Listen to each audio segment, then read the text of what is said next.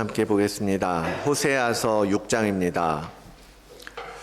구약성경 1261페이지 정도 되네요.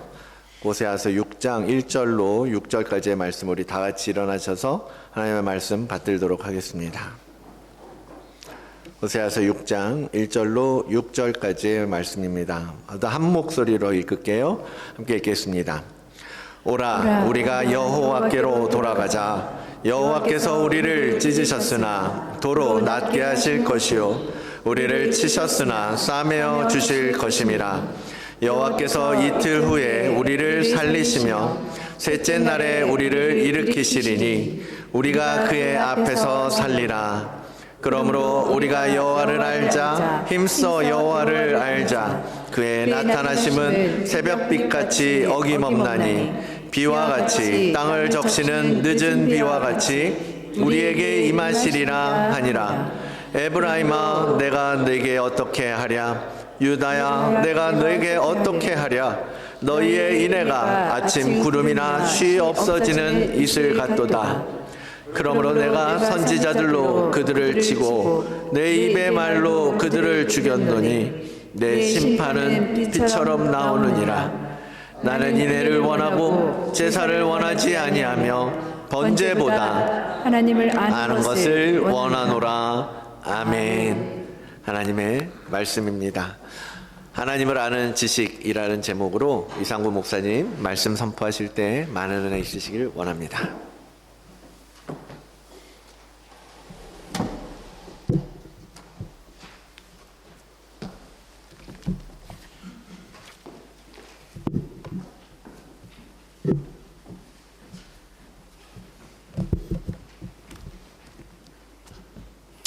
오늘도 예배 자리에 나오신 여러분을 예수님의 이름으로 축복하고 환영합니다. 오늘도 우리가 성도들과 함께 좌우 계신 분들과 인사 나누겠습니다. 오늘은 축복합니다 이렇게 인사할까요? 네, 좌우에 계신 분들, 앞에 계신 분들 인사하겠습니다. 축복합니다. 축복합니다. 네, 먼저 기도하고 함께 말씀을 나누도록 하겠습니다. 거룩하신 하나님, 오늘도 저희들이 말씀을 듣기 위해 주님 앞에 섰습니다. 저희는 지금 절대적 가치관이 사라져버리고 모든 것이 상대화버린 포스트 모더니즘 시대 속에 있습니다. 이와 같은 상황 속에서도 하나님의 말씀만이 유일하고 온전한 진리임을 굳건히 믿고 살아가는 저희들 되게 하여 주시옵소서. 이 시간 저희들이 하나님이 누구신지, 우리를 향한 하나님의 사랑이 어떠한지 분명히 알 수 있도록 도와주시고 주님의 말씀에 집중할 수 있도록 성령 하나님 함께하여 주시옵소서. 예수님의 이름으로 기도합니다. 아멘. 저는 지금 호주 시드니에서 살고 있죠. 요즘 호주에서 가장 이렇게 핫한 이슈, 사람들이 많은 관심을 가지고 있는 게 뭘까요? 저는 아마 요즘 호주에서 가장 이렇게 관심을 많이 가지고 있는 것이 아마 부동산이 아닐까 싶습니다. 집 문제에 대해서 많이 관심을 가지고 있고, 그러다 보니까 아마 사람들이 부동산에 관심을 많이 갖고 있는 것 같아요. 또 하나가 뭐냐면 제가 이민자 나라고, 그러다 보니까 세계에서 많은 분들이 오시고, 그러니까 뭐 비자에 관계된 어떤 정부의 시책, 정책에 대해서도 좀 관심을 많이 가지는 것 같더라고요. 근데 부동산을 보니까 저도 뭐 이제 잘은 모르지만 저희 집에서 오는 정크 메일도 보고, 정보지나 뭐 이렇게 잡지 같은 데 광고를 보면, 전에 제가 이제 신문사에 근무할 때도 보면 부동산 광고보다 일반 광고가 많았던 것 같은데, 요즘은 거의 부동산 광고가 뭐 거의 한 절반 이상, 한 3분의 1을 차지하는 것 같아요. 그만큼 사람들이 관심이 이 부동산에 쏘여 있다, 이렇게 이제 생각이 듭니다. 그래서 아마 그전에 부동산에 좀 관심이 없던 분들도 정보에 대해서 많이 좀 민감하고, 그러다 보니까 이런 뭐 경제 뉴스 또는 부동산 정보에 대해서 안 하던 공부도 좀 많이 하게 되는 것 같더라고요. 그래서 어떤 지역이 좀 저평가되어 있고 앞으로 개발 가능성이 있는 지역은 어떤지 뭐 그런 것들도 좀 하고 하는 것 같아요. 집 한 채 장만하는 것도 이렇게 우리가 공부를 하고 알지 않으면 안 되는 그런 시대에 살고 있죠. 근데 우리가 이렇게 알아야 될 게 부동산 정보나 뭐 비자 문제 이런 어떤 정부 시책뿐이겠습니까? 우리가 알아야 될 게 많죠.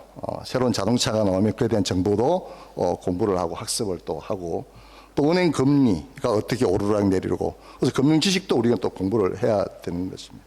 또 요즘 보니까 뭐 챗GPT다, 뭐 AI다, 새로운 어떤 신종 용어들도 많은데 도대체 세상이 어떻게 돌아가는지 막 정신이 없을 정도로 많이 교변하고 있죠. 그러다 보니까 우리가 모르면 손해보고 모르면 생존이 불가능한 시대에 우리는 지금 살아가고 있는 것 같습니다. 세상이 조금 무서워지는 것 같아요. 저는 개인적으로는 앞으로 세상이 긍정적인 것보다 좀 부정적인 면이 좀 있지 않을까. AI가 나오고 그런 시대가 됐을 때 과연 우리는 어떤 세상 속에 살까 하는 두려움도 사실 없지 않아 있습니다. 요즘 그래서 사람들이 과거에는 아는 것이 힘이다 이렇게 이야기했는데 요즘은 아는 것이 돈이다 뭐 이런 시대가 됐죠. 그만큼 이제 시대가 많이 바뀌어가고 있죠. 우리는 그래서 많은 것을 알아야 이 땅에서 좀 유익을 누리고 또 생존할 수 있는 그런 시대 속에 살아가고 있습니다. 그런데 우리가 정말 이 예배를 드리고 하나님을 믿는다고 하면서 정말 하나님께서 주신 그 사랑 알고 있고 예수 그리스도를 통해서 우리를 구원해 주셨고 그 사랑을 우리가 충분히 알고 있음에도 불구하고 그 하나님에 대한 지식, 정말 하나님을 알아가는 게 이렇게 우리가 세상 살아가는 지식만큼 열심을 다해서 하고 있나 하는 것이죠. 세상에서 뒤처지지 않게 해서 그렇게 애를 쓰는데 하나님을 알기 위한 우리의 노력, 우리의 애씀은 좀 부족하지 않나 하는 그런 생각입니다. 지금까지 지식적으로 여러분들이 알고 있는 그 하나님, 또 경험적으로 알고 있는 그 하나님이 어떠한 분이신지 여러분들은 갖고 계신 나름대로의 어떤 신관, 하나님에 대한 지식이 있을 거라고 봅니다. 오늘은 이 주제를 가지고 한번 여러분들과 말씀을 좀 나눠보고자 합니다. 오늘 우리가 방금 읽었던 것처럼 호세아서의 전체적인 핵심 메시지는 하나님의 사랑, 헤세드이죠. 그런데 하나님을 그렇게 사랑했음에도 불구하고 이스라엘은 하나님을 우리가 찬양했던 것처럼 하나님을 떠나고 하나님을 배신했습니다. 그때마다 하나님을 회초리로 때리고 징계도 했죠. 왜냐하면 너무 사랑했으니까. 이스라엘을 너무 사랑했으니까 부모가 자식을 잘못된 가는 길을 막기 위해서 회초로도 때리고 혼을 내는 것처럼 하나님도 그렇게 이스라엘을 혼을 내고 징계도 했습니다. 그런데도 이스라엘은 하나님께로 돌아오지 않았습니다. 그럼에도 불구하고 하나님은 그 사랑을 끝까지 품고 포기하지 않고 그 이스라엘 백성을 사랑했다고 말씀하고 있죠. 호세아에서의 그 내용이 기록되어 있습니다. 그런데 왜 이스라엘은 그렇게 하나님을 아프게 하고 그렇게 하나님이 원치 않고 미워하는 그 범죄를 저질러서 멸망과 심판을 자초했다 하는 것이죠. 호세아서는 뭐라고 하냐? 그것이 여호와를 아는 지식이 없었다. 하나님을 아는 지식이 그들에게 없었기 때문이다. 이렇게 이야기를 하고 있죠. 이처럼 호세아서에 갖고 있는 두 가지 메시지는 뭐냐면 하나님의 사랑 그리고 하나님을 아는 지식에 대한 이야기들을 호세아서에 이야기를 하고 있습니다. 구체적으로 호세아서 2장 8절에 보면 이렇게 이야기합니다. 어떻게 그들이 하나님을 몰랐냐? 곡식과 새 포도주, 기름을 하나님께서 주셨고 그들이 우상 숭배하기 위해서 바알에게 바쳤던 그 은과 금도 하나님이 주셨다. 그런데 그들은 그것을 알지 못했다. 이래요. 4장 1절에도 이렇게 나옵니다. 이 땅에는 진실도 없고 인애도 없고 하나님을 아는 지식도 없다. 6절에도 내 백성이 지식이 없으므로 망한다. 14절에도 이렇게 되어 있습니다. 깨닫지 못하는 백성은 망한다라는 말씀이 있죠. 5장 4절에는 이스라엘의 행위가 그들로 자기 하나님께 돌아가지 못하게 하는 이유는 그들이 하나님을 몰랐기 때문이다. 알지 못하는 까닭이다. 이렇게 기록되어 있죠. 자, 6장 6절 우리가 오늘 읽었던 본문에는 하나님은 번제보다 하나님을 아는 것을 원한다. 이렇게 분명히 이야기를 하고 있습니다. 자, 이렇게 호세아서는 계속해서 하나님을 아는 지식, 하나님을 아는 것이 뭔가에 대해서 이스라엘에게 계속해서 지적해 주고 있습니다. 근데 뭔가 좀 이상하지 않습니까? 이스라엘이 어떤 민족입니까? 모세를 통해서 하나님께서 율법을 주셨고 그들은 어릴 때부터 토라를 암송할 정도로 하나님에 대해서 하나님에 관해서는 모르는 게 없는 백성입니다. 그런데 성경은 뭐라고 이야기합니까? 하나님을 몰랐다. 그들이 하나님 몰랐다 이렇게 이야기를 하는 것이죠. 호세아서는 백성들이 하나님 모른다고 해서 그래서 그들이 망했다. 하나님 몰라서 망했다. 이렇게 이야기를 하고 있는 것이죠. 근데 하나님에 대해서 그렇게 잘 아는데 하나님 몰랐다. 참 이해가 좀 안 되는 본문이긴 한데 우리가 그렇다면 하나님에 관해서 아는 것과 하나님을 아는 것은 뭔 차이인가라는 것을 좀 알아봐야 한다는 거죠. 하나님에 관한 지식은 이스라엘 백성만큼 투철했던 민족이 없었죠. 그런데 그들은 하나님을 몰랐다라고 이야기를 하는 것이죠. 자, 한번 이렇게 좀 생각을 해보았으면 좋겠습니다. 요즘 한국에서 가장 인기 있는 가수 누굴까요? 청년들은? BTS. 아이유가 유명한가요? 저는 BTS가 가장 유명한데 세계적인 그룹이라고. 저희 때는 조용필이 최고의 스타였습니다. 그런데 지금은 BTS라고 합니다. BTS 멤버가 몇 명일까요? 아시는 분이 없으시네요. 7명입니다. 저도 공부해서 알았죠. 저도 이 설교 준비하면서 BTS 멤버가 몇 명인지 공부를 해서 보니까 7명. 저는 한 9명 되는 줄 알았더니 7명이더라고요. 근데 BTS의 그 팬클럽이 있어요. 그 이름이 아미라고 그러더라고요. 아미.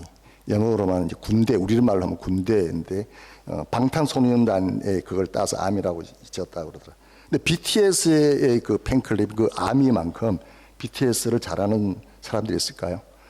신곡이 나오거나 춤이 나오면 그들은 따라하죠. BTS 멤버가 누군지 속속들이 우리는 멤버가 몇 명인지도 모르는데 그 아미라는 그 팬클럽은 다 알고 있어요. BTS에 누가 있고 무슨 음식을 좋아하고 그 사람들 취미가 뭔지 완전 BTS 전문가라는 거죠. 그 아미들이 정말 BTS를 잘 알고 있는 사람들일까요? BTS 멤버 중에 매년 해마다 인기 순위를 투표를 한다고 그러더라고요. 2023년 작년에 가장 BTS 멤버 중에 인기를 가장 모은 투표에서 1위를 한 사람이 박지민이라 그러더라고요. 지민이가 이렇게 유명한지 몰랐어요, 저는. 유명한 우리 지민이 이름처럼 이 박지민이 1위를 차지했더라고요. 근데 BTS의 그 지민이, 그 아미들이 지민이를 아는 것과 지민이의 부모님이 지민이를 아는 것은 차이가 있겠죠. BTS를 좋아하는 그 멤버인 아미가 알고 있는 BTS, 지민이를 알고 있는 그 사람들이 왜 부모님이 알고 있는 것과 다를까요? 이유가 뭘까요? 부모님은 지민이와의 인격적인 교감이 있고 그에 대한 누구보다 관심을 가지고 관계를 맺어왔다는 거죠. 인격적인 교제, 관계 속에서 알아가는 것과 그 아미들이 알고 있는 정보와는 다르다는 거죠. 하나님도 마찬가지입니다. 하나님에 관해서는 누구라도 알 수 있죠. 그러나 하나님을 아는 것은 하나님과의 관계 속에 체험적으로 아는 신앙이 없다면 우리는 하나님을 알 수 없다는 거죠. 그 하나님을 안다고 하는 것은 도대체 무슨 의미일까라는 걸 한번 생각을 해보기를 원합니다. 히브리어의 개념에서 이 안다라고 하는 것은 무슨 지식적으로 우리가 인지적으로 아는 것을 의미하는 게 아니라는 거죠. 특별히 이 히브리서에서의 이거 안다라고 하는 것은 언약적 관계에서 주로 사용하고 있습니다. 단순한 지식 정보를 의미하는 게 아니라는 거죠. 인격적인 결속, 애정, 헌신 이런 의미를 가지고 있습니다. 이 안다라고 하는 말이 가장 먼저 성경에서 나오는 구절이 창세기 4장 1절에 나오고 있습니다. 자막이 좀 띄워주시고 함께 읽어보도록 하겠습니다. 시작. 아담이 그의 아내 하와와 동침하매 하와가 임신하여 가인을 낳고 이르되 내가 여호와로 말미암아 덕남하였다 하니라. 여기서 동침하다, 동침하다 함께 잠을 잔다는 뜻이죠. 동침하다고 하는 이 히브리 단어가 야다인데 이것이 안다는 거예요. 이 의미가 안다라고 합니다. 히브리어는 야다, 그리고 헬라어는 기노스코라고 하죠. 이 안다고 하는 게 이 언약적 관계, 이 부부 관계에서의 어떤 연합을 이제 주로 우리가 성경에서는 안다고 이야기하는데, 그러면 이 성경에서 안다고 하는 말이 나올 때는 이게 언약적 관계에서의 어떤 전제를 하고 있다는 걸 우리가 이해하면 좋을 것 같습니다.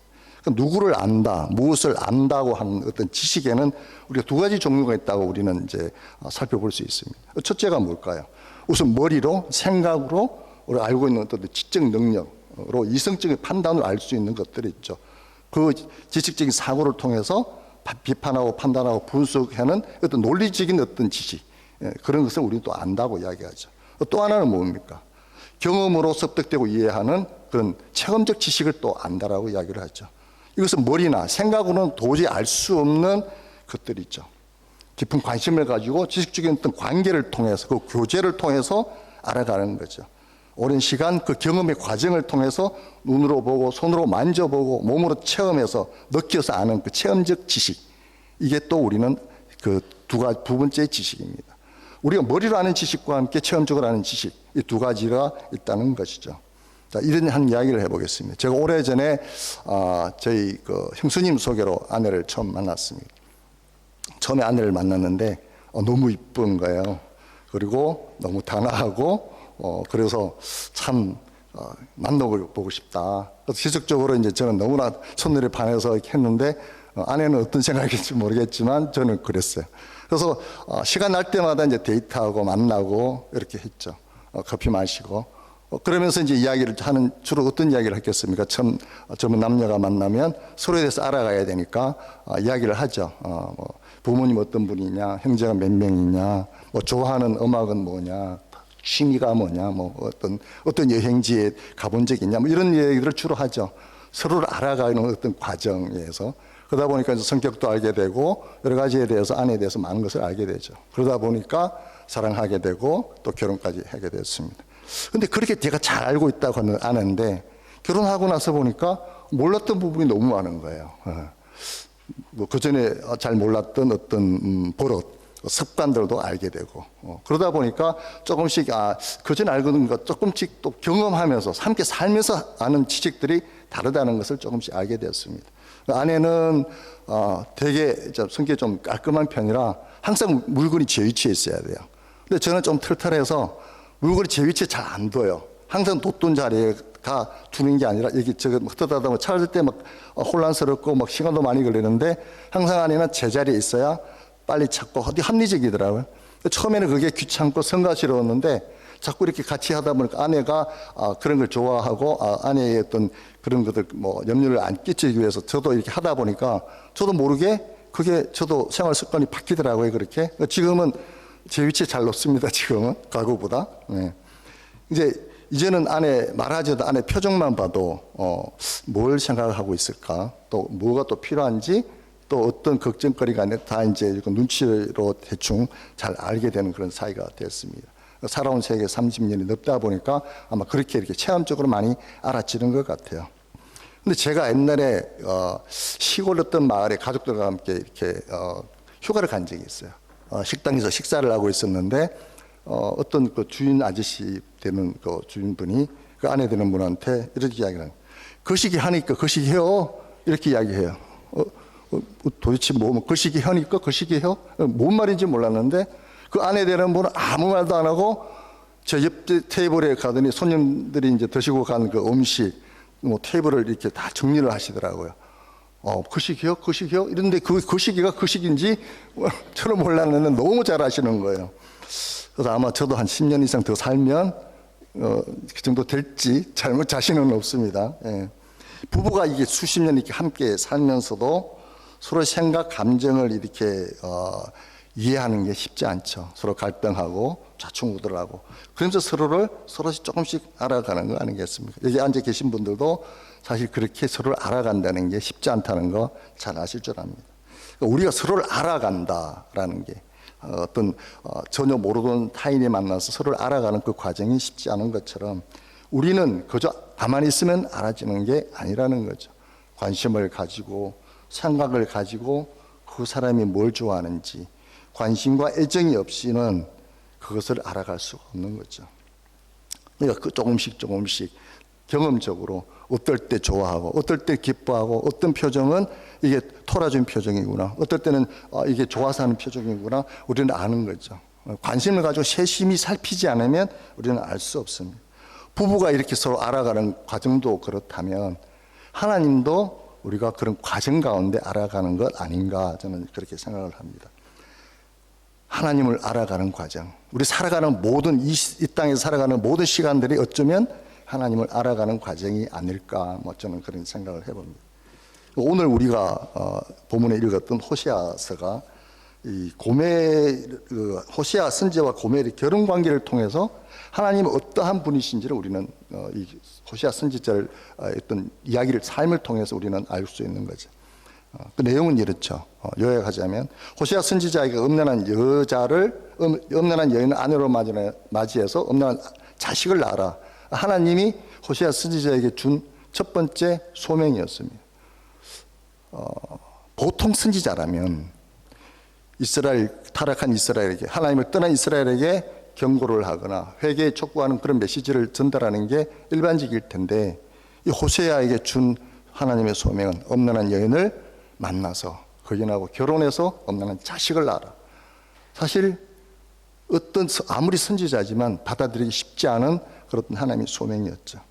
그러나 호세아는 요나처럼 도망가지 않았습니다. 요나는 니느웨로 가는데 다시스로 도망을 갔죠. 하지만 호세아는 그 결혼하라는 하나님의 소명을 그대로 받아들여서 고멜과 결혼을 하고 아들 둘, 딸 하나, 3명의 자녀를 낳죠. 그리고 호세아는 지극정성으로 그 고멜을 사랑했습니다. 근데 고멜은 앞서 말했던 것처럼 음란한 여자라고 그랬습니다. 그 호세아의 사랑으로 만족할 수 있는 여자가 아니라는 거죠. 그래서 이 남자, 저 남자 찾아다니고 집을 나가서 가족을 버리고 그렇게 불륜에 저지른 그런 생활을 이어갔던 여인이 고멜이었어요. 결국은 고멜은 매출 생활까지 하다가 결국 빚까지 져서 노예 시장까지 팔려가는 그런 신세까지 되었던 거죠. 자, 이 소식을 호세아가 듣습니다. 근데 하나님이 호세아한테 다시 말씀을 하십니다. 그 여인을 데리고 와라. 보통 같으면 그렇게 사랑했는데 떠난 여인을 데리고 싶겠습니까? 하기 쉽지 않죠. 그 일을 하나님은 호세아에게 명령을 합니다. 데리고 오라. 그래서 호세아는 전 재산을 다 가지고 그 여인을 빚을 갚아주러 왔을 겁니다. 은 15개. 그리고 보리 한 호멜 반 가지고 빚진 그 사람한테 갖다 주고 고멜을 데리고 오죠. 근데 이 이야기가 호세아서 1장에서 3장까지 그 내용 스토리가 있죠. 근데 보리 한 호멜 반을 왜 갖고 갔을까요? 제 추측이긴 합니다만 집에 있는 음식까지, 먹을 것까지 다 가지고 간 거죠. 그 고멜이라는 그 아내를 데리고 오기 위해서 자기 모든 것을 포기하고 다 전 재산을 동원해서 그 여인을 데리고 온다는 이야기라는 거죠. 저는 한번 상상을 해봅니다. 성경에는 기록되어 있지 않지만 상상을 해보면 과연 그 호세아가 고멜을 데리고 올 때 그 두 사람이 어땠을까? 저는 아마 호세아하고 고멜이 부둥켜 안고 울었지 않았을까? 그런 생각을 해보거든요. 고멜은 그 남편이 너무 고맙고 너무 미안하고 그래서 아마 울었을지도 모르겠습니다. 호세아는 어땠을까요? 호세아도 울었을 것 같아요. 그 고멜을 보면서 하나님이 이렇게 이스라엘을 사랑하는 그 사랑에 대한 감동을 아마 호세아가 느꼈을 것 같아요. 그래서 그 하나님을 기억하면서 아마 호세아도 고멜을 안고 울었지 않았을까 저는 생각을 해봅니다. 호세아는 고멜로 인해서 상상할 수 없는 고통, 그 수모를 다 당했습니다. 호세의 심정이 어땠을까요? 상상이나 가십니까? 고멜의 행동이 정말 이해가 가십니까? 호세의 고통이 뭡니까? 호세의 아픔이 뭡니까? 그것은 하나님께서 아내로 삼으신 이스라엘을 배신 때문에 당하는 눈물, 고통이 그 안에 녹아져 있다는 것입니다. 우리는 호세아서를 읽을 때 하나님 마음의 아픔, 눈물을 발견할 수 있어야 한다는 거죠. 고멜이 남편과 자식을 다 버리고 가정을 갔음에도 불구하고 끝까지 고멜을 포기하지 않았던 그 호세아처럼 하나님도 그 이스라엘을 끝까지 사랑했다는 거죠. 이스라엘이 어떻게 되든 끝까지 하나님의 사랑을 그 이스라엘을 배신해도 불구하고 하나님 그 사랑을 포기하지 않았다는 거죠. 그것이 호세아서에 나와 있는 말씀이죠. 그래서 호세아는 하나님의 애끓는 마음을 이렇게 전하고 있습니다. 6장 1절에 이렇게 이야기를 하죠. 돌아오라, 돌아오라 이렇게 전하고 있죠. 6장 1절 우리가 함께 읽어보도록 하겠습니다. 시작. 오라, 우리가 여호와께 돌아가자. 여호와께서 우리를 찢어졌으나 도로 낫게 하실 것이요 우리를 치셨으나 싸매 주실 것입니다. 하나님을 제대로 알기 위해서는 먼저 하나님께 돌아가야 하는 거죠. 그 마음을 알기 위해서 먼저 취해야 될 우리의 첫 번째 행동은 돌아가는 겁니다. 하나님께 돌아가는 것. 생각으로 돌아가는 게 아니죠. 돌아가는 것은 몸만 간다고 돌아가는 걸까요? 삶의 방향을 바꿔야 하는 겁니다. 이것이 회개인 거죠. 회개는 지나온 잘못된 삶을 뉘우치거나 마음의 결심을 하는 걸 회개라고 하지 않습니다. 몸을 움직여서 행동하는 것, 내 삶의 방식과 틀을 완전히 바꾸는 것, 그것을 우리는 회개라고 합니다. 그래야 우리가 하나님께 돌아갈 수 있다는 겁니다. 우리가 돌아갈 때, 우리가 진정을 하나님께 돌이킬 때 우리는 그 죄악으로 찢겨지고 소각나고 부서진 우리의 인생, 우리의 삶을 하나님은 치유하고 회복시켜 줄 거라고 하나님은 약속해 주시고 계신다는 거죠. 근데 그 회복의 시간도 하나님은 오래 두시지 않을 거라고 약속하고 있습니다. 누가복음 15장에는 집 나간 둘째 아들 탕자에 대한 비유가 나오죠. 그 아버지는 어떻습니까? 이제나 저제나 돌아올까 동굴 밖에서 그 둘째 아들을 기다리고 있죠. 그런데 그 멀리서 그 둘째 아들이 올 때 뛰어가서 그 둘째 아들의 목을 안고 울고 있습니다. 돌아온 그 아들을 보고 다른 이야기를 하지 않죠. 제일 좋은 옷으로 입히고 가락지를 끼우고 신발을 신기고 그리고 살찐 송아지를 잡아서 잔치를 벌린다. 이것이 바로 하나님 마음입니다. 그런데 그런데 이스라엘은 그 하나님을 떠나서 범죄하고 있는 것은 뭐냐? 하나님을 알지 못해서 그랬다 이렇게 이야기합니다. 하나님을 아는 지식이 없었다. 자, 그러면 하나님을 아는 지식은 앞서 설명한 대로 머리를 아는 지식 그리고 체험을 아는 지식이 있다고 말씀을 드렸습니다. 이스라엘은 어려서부터 율법을 누구보다 잘 알았고 그래서 하나님에 관한 하나님에 대한 지식은 충분히 있었습니다. 근데 그들이 부족한 게 있었죠. 하나님의 마음을 한 체험적 지식이 그들에게는 없었다는 거죠. 회개하고 돌이키는 것뿐만 아니라 하나님을 알기 위해서 우리가 전심전력을 다해서 하나님을 힘써 알아야 된다라고 이야기를 호시아서는 말씀을 하고 있습니다. 하나님께서 그 돌이키는 이스라엘에게 회복의 은혜와 축복을 내려주시는 분임을 돌아오게 되면 너희들이 알 거다라는 것을 이야기하고 있는 거죠. 그래서 그러므로 6장 3절에 이렇게 이야기를 합니다. 그러므로 우리가 여호와를 알자 힘써 여호와를 알자 그의 나타나시면 새벽빛같이 어김없나니 비와 같이 땅을 적신 늦은 비와 같이 우리에게 임하시리라 하니라. 하나님을 알게 힘써 전심을 다해서 하나님을 알아야 된다. 그렇게 애를 써야 된다라고 호소하고 있습니다. 열심을 다해서 그분을 찾으면 그분을 만나고 체험하면 그 하나님께서 주시는 그 은혜는 새벽빛같이 그 회복은 우리에게 경험시켜 주겠다 이런 이야기죠. 새벽빛이 무엇입니까? 새벽빛 동쪽에서 떠오르는 그 태양 아침에 비치는 그 태양빛을 새벽빛이라고 이야기하죠. 1년 365일 중에 해가 뜨지 않은 날이 단 하루도 있습니까? 우리는 어김없이 태양이 떠오르는 걸 보게 됩니다. 물론 해가 떴지만 구름 때문에 못 볼 수 있죠. 우리 육안은 못 보지만 그래도 해는 떠 있다는 것을 우리는 알 수 있습니다. 그만큼 하나님의 약속은 틀림이 없다는 얘기죠. 이것이 하나님의 신실하심. 우리는 신실하지 않지만 하나님은 그렇게 신실하시는 분이라는 거죠. 그리고 이른 비와 늦은 비처럼 그 열매의 곡식이 익을도록 때에 맞춰서 비를 내리시는 분처럼 너희에게 필요한 것 채워주시겠다. 우리가 수요마다 하는 그 히브리서 말씀을 때도 나오죠. 히브리서 4장 16절에 때를 따라 돕는 은혜의 말씀을 우리가 나누는데 이렇게 우리가 필요할 때마다 하나님의 때에 우리에게 맞춰주신다 이야기입니다. 하나님 돌아오기만 하면 어김없이 하나님의 은혜를 주신다 이런 겁니다. 그럼 우리가 하나님을 알아야겠죠. 하나님을 알기 위해서 우리는 어떻게 하나님을 알아야 하느냐 하는 것을 우리가 한번 살펴보았어야 합니다. 우선적으로 우리는 성경을 통해서 하나님을 알아야죠. 성경을 통해 열심히 하나님을 알아야 됩니다. 성경을 읽고 연구하고 알아야죠. 덮어놓고 믿는 게 아니잖아요. 덮어놓고 믿는 것은 잘못된 신앙이죠. 열고 뭘 열까요? 성경을 열어야죠. 성경을 열고 우리는 하나님을 알아야 합니다. 그리고 우리가 각 하나님 주신 지식, 지혜를 가지고 우리가 열심히 성경을 연구하고 또 우리가 성경을 읽어야 하는 거죠. 그런데 성경을 연구하고 읽는다고 하더라도 사실 우리가 지혜로 알 수 있는 성경의 그 해석은 쉽지 않다는 것입니다. 성경에 대한 해석이 우리의 지혜로 다 알 수 없는 무궁무진한 하나님의 그 보화가 있기 때문에 그러니까 이 성령의 도우심 없이는 성경에 대한 이해도 사실 쉽지 않습니다. 그러니까 성령의 조명하에 우리가 성경을 이해해야 한다는 게 사실이죠. 우리에게 그런 겸손이 필요하다.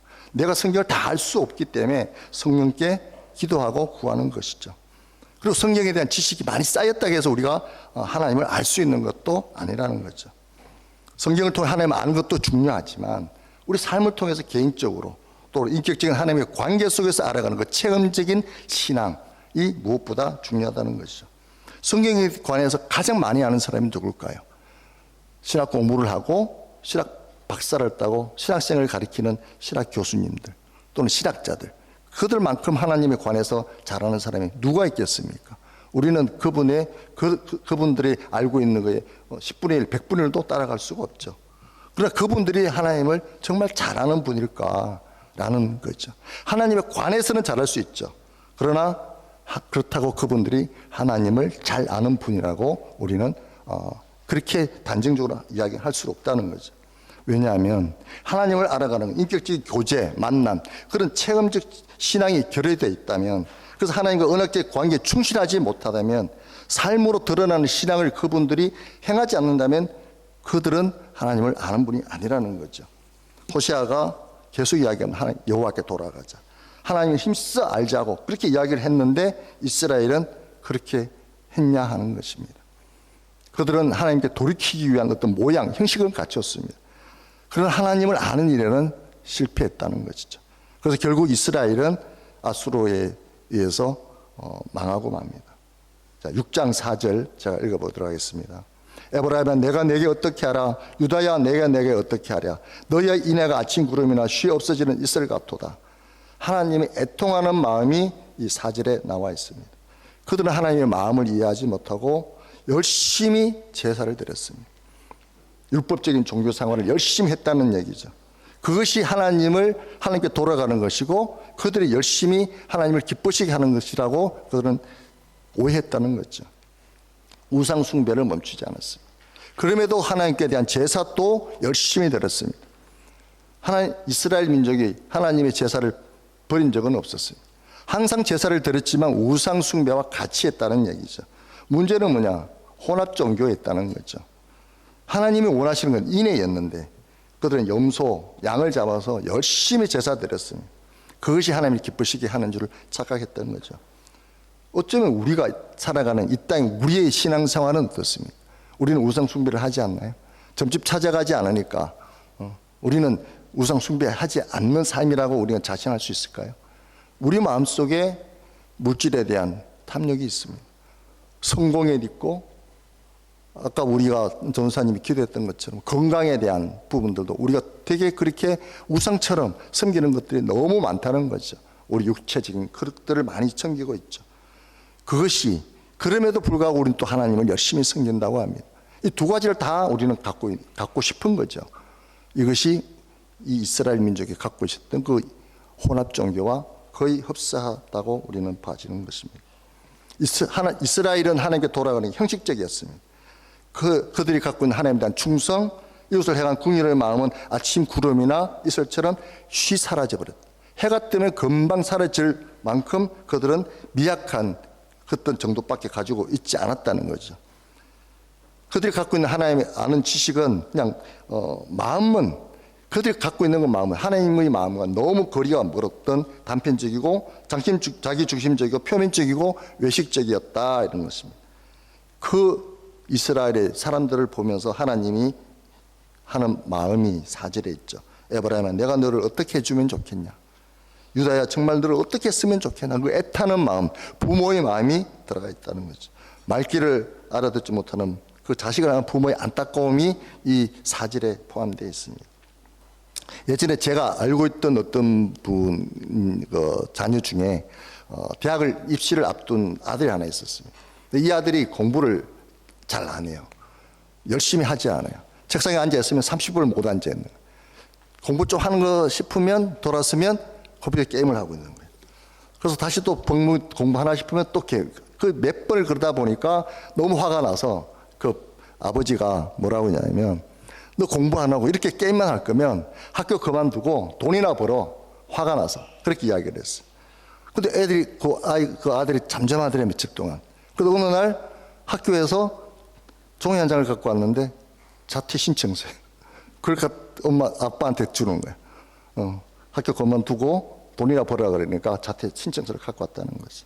부모 마음을 몰라도 너무 모르는 아들이 있죠. 우리는 그 이야기를 압니다. 어머니와 짜장면이라는 이야기. 어머니는 짜장면을 싫어하셨어. 주로 그런 이야기를 우리 노래도 G.O.D가 불렀던 것 같은데, 엄마가 자식을 위해서 나 짜장면 안 좋아해, 너나 먹어, 그러면서 열심히 짜장면을 사줬어요. 근데 아이가 엄마는 짜장면을 안 좋아하는 줄 아는 거예요. 나중에 성장해서 장성했는데 한 번도 엄마에게 짜장면을 사준 적이 없대요. 왜? 엄마가 짜장면 싫어하는 줄 아니까. 이게 자식, 부모와의 차이죠. 이것처럼 하나님이 이스라엘 두고 하는 말씀인 거예요. 하나님의 마음을 이스라엘은 몰랐던 거죠. 진심으로 하나님이 원하는 게 뭔지 몰랐다는 거죠. 6장 6절, 이게 오늘 말씀의 결론입니다. 다 함께 읽어보도록 하겠습니다. 시작. 나는 인애를 원하고 제사를 원하지 아니하며 번제보다 하나님을 아는 것을 원하노라. 그럼 제사 드리지 말라는 얘기일까요? 하나님께서 인애를 원하고 제사를 원치 않는다고 그랬으니까 제사 드리지 말라, 그런 말씀 아니잖아요. 인애가 없는 제사, 그리고 하나님이 무엇을 원하는지 알지도 못하고 드리는 그 제사, 그런 제사 기뻐하지 않는다는 거죠. 우리가 제사 드리기 전에, 예배 드리기 전에 하나님께서 뭘 원하는지 그것부터 아는 것이 중요하다, 이 말씀이죠. 하나님은 그것을 인애라고 이야기를 합니다. 인애는 히브리어의 헤세드라는 글을 번역한 말이죠. 헤세드는 국률, 자비, 친절, 선, 충성 뭐 이런 의미를 갖고 있습니다.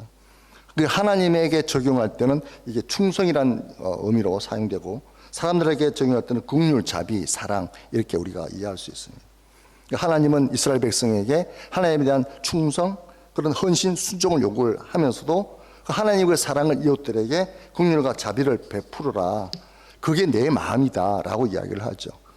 자, 이 말씀을 우리에게 한번 적용을 해보았으면 합니다. 우리 신앙생활은 어떠냐 하는 거죠.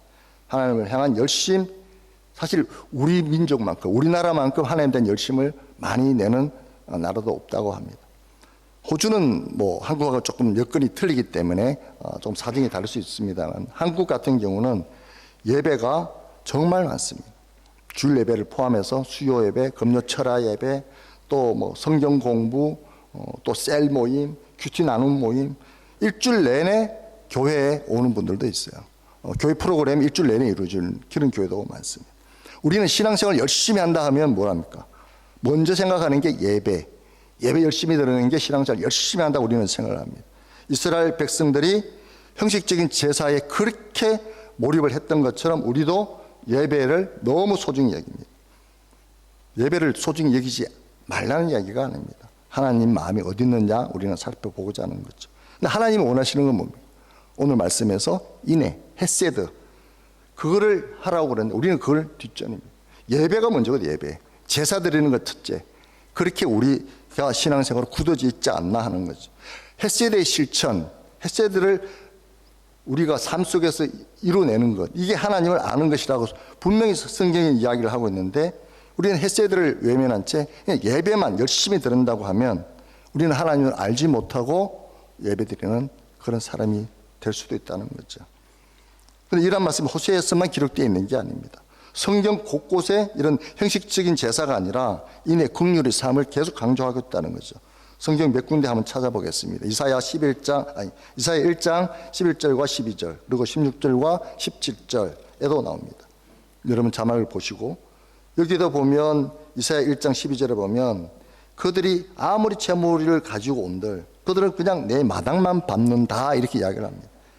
그리고 16절과 17절은 악한 행실을 버리고 행악 끝이고 성행을 행하고 정의를 구하고 학대받는 자를 도와주고 구하러 신원하고 과부를 위하여 변호하라. 우리가 이 말씀 속에서 배울 수 있는 건 뭡니까? 하나님께서 원하시는 예배자로 우리가 서 있지 않으면 너는 마당만 밟는 거야. 내 그 예배 받은 적이 없어 라고 이야기를 한다는 거죠. 우리도 열심히 교회에 와서 찬양하고 저 목이 터지라 기도했는데, 근데 그게 마당만 밟고 갈 수도 있다는 거죠. 하나님의 마음을 우리에게 품지 않는다면 말이죠. 우리의 삶이 반영되지 않는 제사, 그런 예배, 하나님이 기뻐하지 않는다. 자, 우리의 신앙생활은 삶을 통해서 드리는 예배가 되지 않으면 그 예배는 예배로 하나님께서 기뻐하시는 예배가 될 수 없다라고 성경은 이야기를 하죠. 성경 창세기 4장에 가인의 제사와 아벨의 제사가 나옵니다. 하나님께서 아벨의 제사는 받으셨는데 가인의 제사는 받지 않으셨어요. 근데 그 이유에 대해서 사람들은 많은 분들이 재물이 문제가 있다고 이야기를 많이 해요. 재물이 문제가 아니죠. 분명히 이야기를 하죠. 아벨과 그의 재물은 받으셨고 가인과 그의 재물은 받지 않았다. 재물이 아니라 그 사람의 삶 자체. 가인의 삶 자체가 하나님께 받을 수 있는 예배자의 삶을 살지 않았기 때문에 그 재물조차도 받지 않았다는 게 성경의 이야기인 거죠. 아모스에도 그 이야기가 나옵니다. 5장 22절과 24절에 나옵니다. 번제나 소제를 드려도 안 받는다, 받지 않는다. 아무리 너희를 화목제물로 갖고 와도 난 돌아보지 않을 거다. 너희가 정의를 행하고 공의를 먼저 행해라, 이 말씀이죠. 미가서 6장 8절에도 이야기가 나옵니다. 여기도 정의가 나오죠. 오직 정의를 행하며 인자를 사랑하며 겸손하게 네 하나님과 함께 행하는 것이 아니냐. 정의를 행하라, 공의를 행하라.